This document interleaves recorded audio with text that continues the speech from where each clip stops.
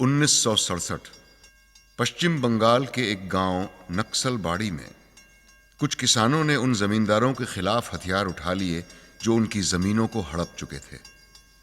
यहीं से शुरुआत हुई उस नक्सल आंदोलन की, जो धीरे धीरे पूरे देश में फैल गया और आज बहुत बड़ी समस्या बन चुका है। इन नक्सलवादियों का मानना है कि ये देश उस वक्त तक आजाद नहीं समझा जाएगा जब तक इस देश का किसान भूख और शोषण से आजाद नहीं होता।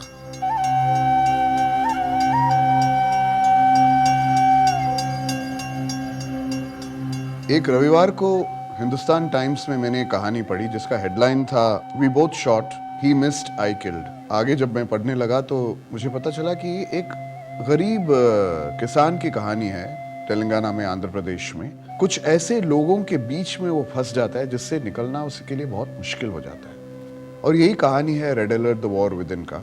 एक बार तो मैं बहुत घबरा भी गया कि इस पिक्चर को बनाऊंगा तो क्या होगा, पर मुझे मालूम था कि ये पिक्चर बनाने से कम इंटरनेशनल मार्केट में ये पिक्चर को लोग बहुत सराहेंगे। सब्जेक्ट आया तो मुझे लगा कि this is something that I must do, क्योंकि मेरे लिए बहुत ही चैलेंजिंग था as an actor to get into that situation, get into the character of a simple farmer. So it's not like there is no good person and bad person in this film. हर एक कोई किसी न किसी concern से operate कर रहे हैं, और जो मुझे बहुत अच्छी बात लगी कि it's a very interesting script. Terrorism और रेवोल्यूशन में बहुत फर्क है। वो लोग देश के खिलाफ है, हम लोग सिस्टम के। Well, he is one of the leaders of this whole movement. As an actor, it was a challenge for me. I've never done a role like this, where I'm with any kind of a movement, especially the Naxal movement. मैक आयन company के कुछ लोग और सरकारी अफसर यहाँ आ रहे हैं, वो वापस नहीं जाएंगे। जो किरदार मैं कर रहा हूं उसका नाम है नागा रेड्डी। गांव में रहता है, उसका पेशा है शराब पीना।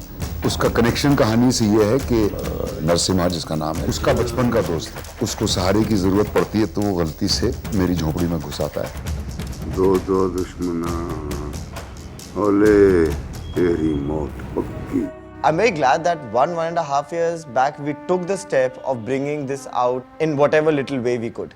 I think that's what the medium of cinema is supposed to do.